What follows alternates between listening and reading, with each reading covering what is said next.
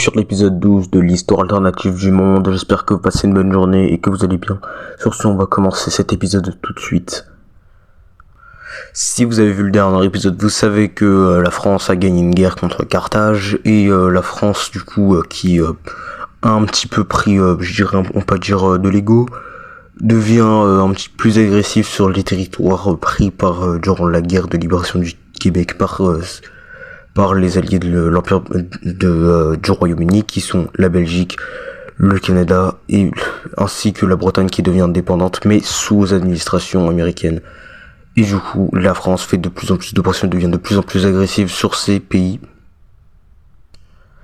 Au même moment, le roi de Pologne meurt. Wow, purée, hein. Décidément, les rois dans cette série, ils aiment bien mourir au pire moment, c'est pas possible. Et comme d'habitude, parce que sinon c'est pas drôle, il a pas de fils ni de fille. Ah ouais, la classique. Mais bon, pour l'instant, on va aller à l'autre bout du monde, on va y revenir après, et on va au Japon.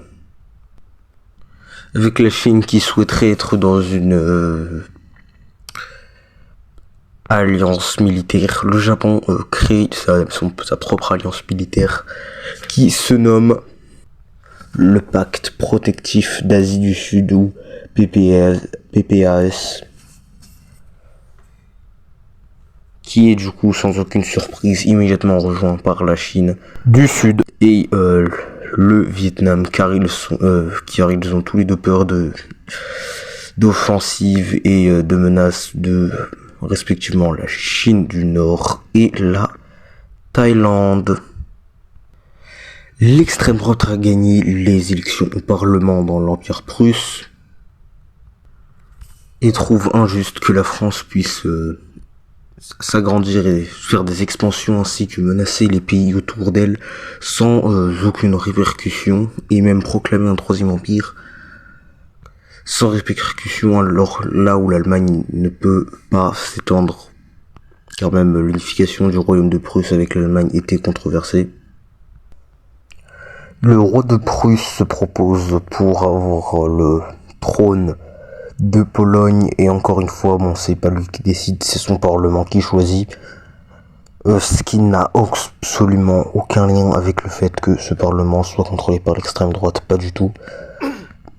Et du coup, la Confédération Habsbourg n'est pas trop d'accord avec ça, parce que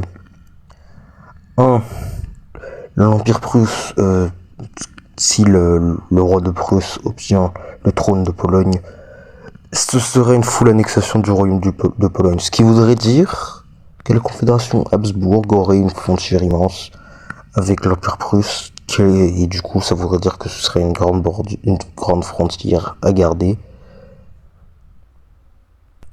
Et non seulement ça, mais en plus ça voudrait dire que l'Empire prusse devient une superpuissance encore plus puissante que d'autres superpuissances comme l'Union Calamar, ce qui peut être un problème pour l'équilibre des puissances. Voilà. Sachez que la France, dans cette histoire, supporte la Confédération Habsbourg, car la France aimerait bien récupérer l'Alsace et peut-être même prendre les territoires du Saarland. Donc voilà. Donc ouais, là, faut pas faire, voilà quoi. Après beaucoup de pensées du passé, les Polonais refusent cette décision car c'est full annexation, du coup annexion, merde. Du coup c'est full annexion et du coup ça veut dire zéro autonomie. Alors que si les Polonais ont un Habsbourg sur le trône, ça voudrait juste dire être plus ou moins forcé à rejoindre la Confédération Habsbourg, mais en soi rester un pays complètement indépendant. Du coup, voilà. Du coup, les tensions augmentent. Et vu que l'Empire prusse fait toujours partie de l'Union Balte, qui est une alliance entre la Finlande, l'Estonie, la Lettonie et la Lituanie, ça voudrait dire que s'il y a une guerre contre l'Empire prusse, ça veut dire que ces pays devraient rejoindre la guerre. Sachant qu'en plus, la Roumanie aimerait bien prendre toute la Transnistrie, Non, oui, non. Je suis trompé de région. Toute la Transylvanie. What the fuck, parce que j'ai Transnistrie. En bref, toute la Transylvanie. Ça fait en sorte à ce que la Roumanie supporte l'Empire prusse. Et vu que la France supporte les Habsbourg, l'Albanie, qui aimerait bien retrouver ses territoires dans le sud, supporte la Prusse, et les Bulgaries supportent également la Prusse parce que bon, territoire ici. Hein. Même si bon, ils supportent un petit peu aussi les Habsbourg, car ils pourraient éventuellement gagner, s'il y a une guerre, éventuellement gagner les territoires sur la rivière du Danube. Du coup, voilà, il y a un choix. Et la plupart des autres États s'en foutent un peu parce qu'ils n'ont pas vraiment alignés. Par exemple, le Royaume-Uni s'en fout, le Portugal s'en fout. Du coup, voilà. Les tensions continuent à monter, mais si on allait autre part? Et cette autre part, c'est l'Afrique du Sud, mais pas le pays, mais bien la région, où le Botswana est un dilemme à faire, soit rejoindre l'Union continentale africaine qui contient le Botswana et d'autres pays dont j'ai oublié le nom, et ou rejoindre l'Afrique du Sud. Et du coup, voilà, hein. Ça commence à chauffer ici, hein, je dis rien. Mais bon, là, ça commence. Mais là, l'Europe commence encore plus à chauffer. Ce qui est un problème. Parce que là, voilà, hein, et tout va péter quand Habsbourg est décidé d'être placé au trône de Pologne. Et là, voilà, c'est la fin. Voilà. L'Empire prusse, sans l'accord du roi, hein, ils s'en battent les couilles. Le Parlement le fait à la place du roi. Ils s'en foutent, ils ont pas besoin de l'autorisation. Le roi a une autorité négative. L'Empire prusse déclare la guerre à la Pologne et du coup, la Confédération Habsbourg, la France et ses alliés déclarent la guerre, ce qui fait que l'Empire prusse, ceux qui viennent de l'Empire prusse, ce sont ses alliés dans l'Union balte, la Lituanie, la Lettonie, l'Estonie et la Finlande. À tout ça se mêlent l'Ukraine et la Roumanie qui veulent respectivement des territoires de la Pologne et de la Hongrie, respectivement.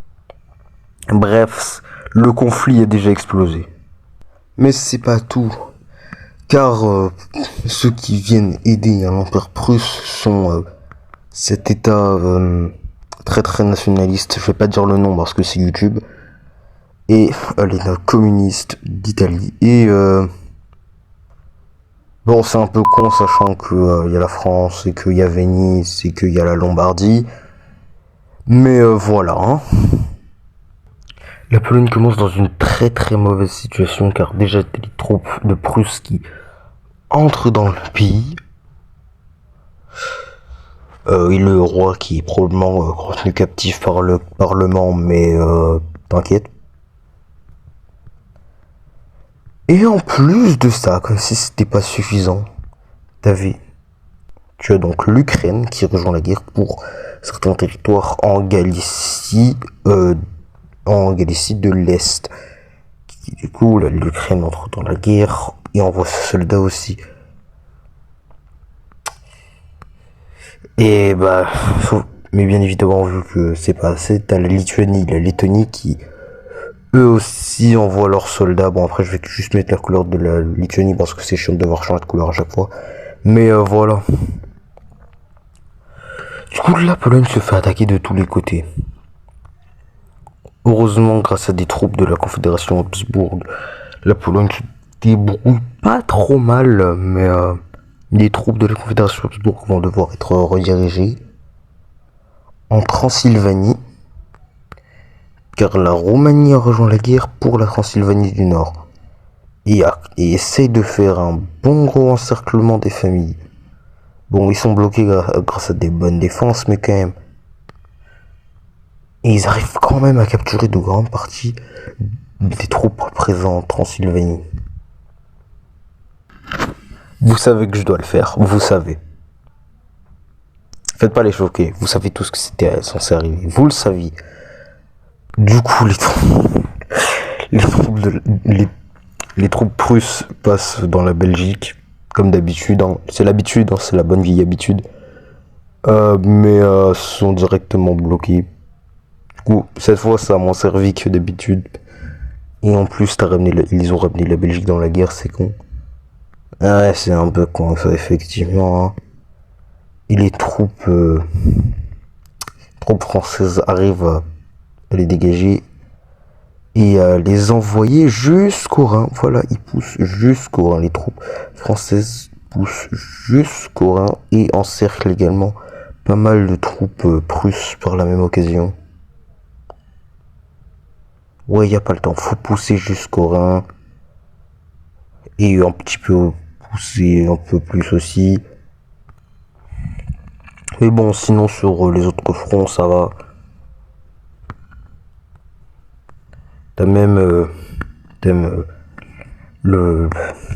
l'État très très nationaliste qui fait un petit peu chier Venise, mais bon, ça dure pas très très longtemps parce que voilà, du coup cet État part de la guerre déjà instantanément. Et du coup, là, l'État communiste italien est entouré par que des ennemis, la France, la Lombardie, Venise, et un pays neutre au sud. Ouais, après une petite invasion, ils partent de la guerre. Hein, ils essayent quand même mais ça marche pas sur le long terme et ils partent de la guerre déjà instantanément. C'était rapide, hein. C'était rapide. La Roumanie, pendant ce temps-là, ils chôment pas. Hein. Non, ils ont pas le temps. Et ils envoient encore plus de troupes. Et parviennent à rassembler leurs troupes. Et continuent à pousser dans la Hongrie.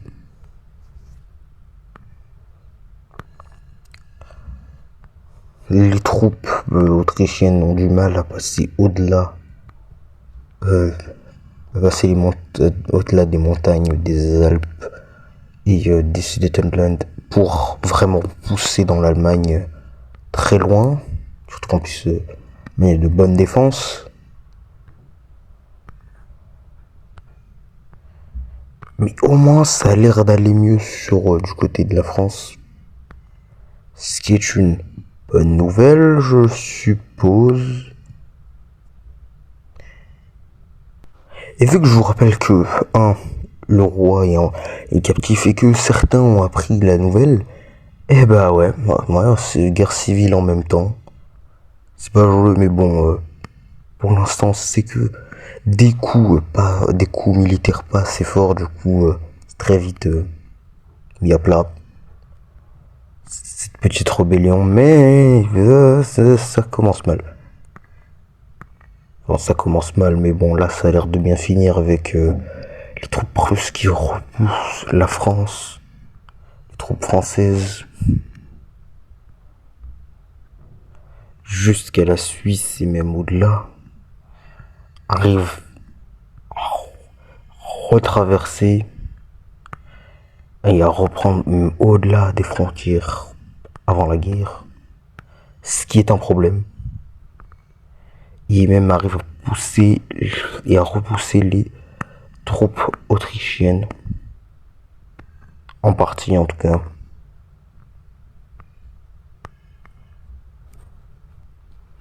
L'Albanie et la Bulgarie en profitent de toutes ces distractions pour rejoindre la guerre et envahir la Grèce.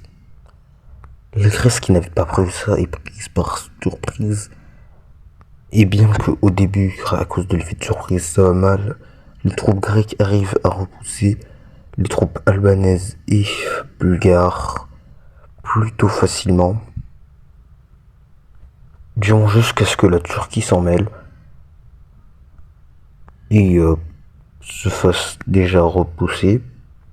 Et en plus amène le sultanat turc, qui est majoritairement... qui est même pas majoritairement turc, mais bon, on repassera. Dans la guerre, c'est génial, intelligence sur 10, 0, bravo. Et après la capture de Ankara, la Turquie parle de la guerre. Bon bah c'était rapide. Et après une bonne grosse invasion de l'Albanie et de la Bulgarie, ces deux pays partent de la guerre.